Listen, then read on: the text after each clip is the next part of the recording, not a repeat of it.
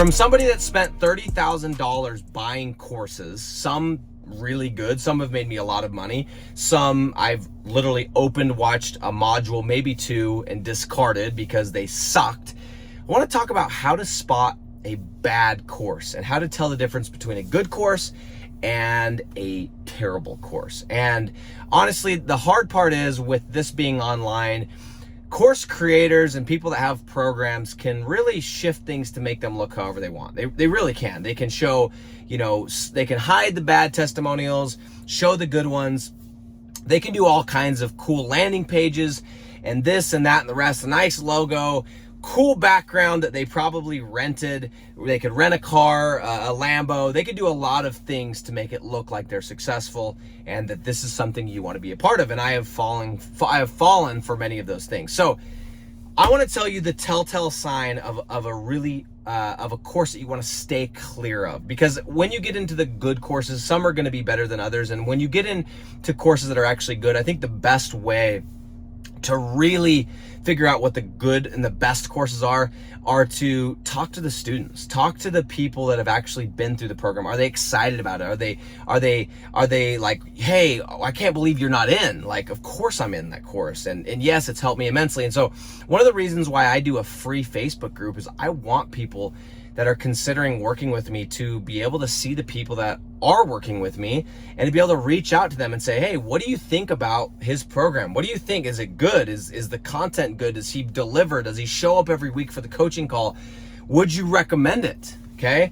I love doing that because as long as I'm delivering, as long as I'm adding value to my students, that's only going to help me. And it always sounds better coming from somebody that's in the program instead of the person that actually has the program. So number one thing I would recommend is talk to the people that are already in the program. Now, if there's no way for you to talk to the people already in the program, that might be a red flag in and of itself. And some of these programs, some of these courses, you go from an ad to a landing page with a bunch of testimonials, but you can't speak with anybody until you actually buy.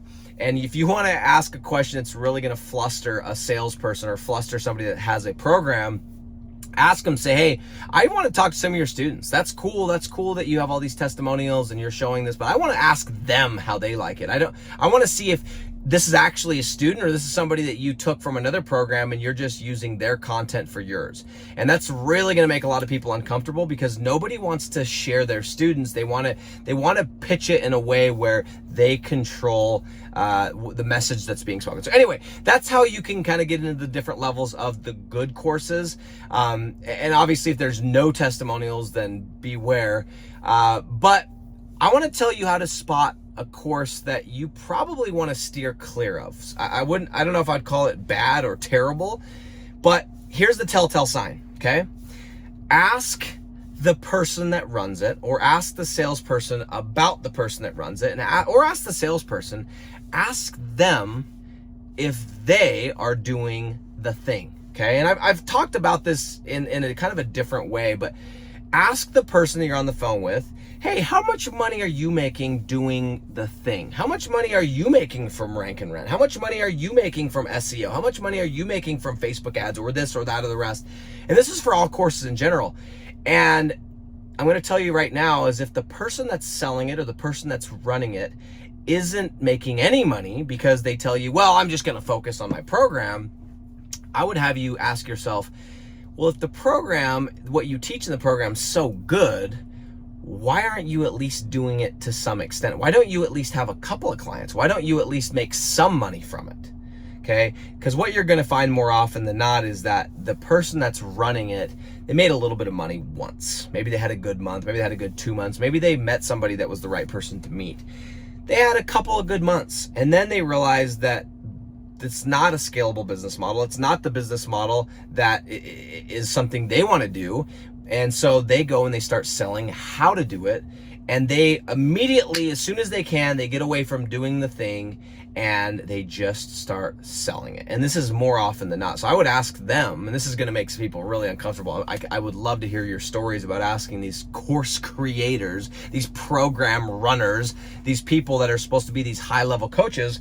I would love you to ask them, how much money are you making from your program? How much money are you making doing the thing? And don't let them get away with telling you, well, I just want to focus on the coaching. Well, if it's a good program and it's a good business model, shouldn't it be semi-passive in nature and allow you to focus on the coaching? And I want to say this because this is another reason why the rank and rent business model is so effective.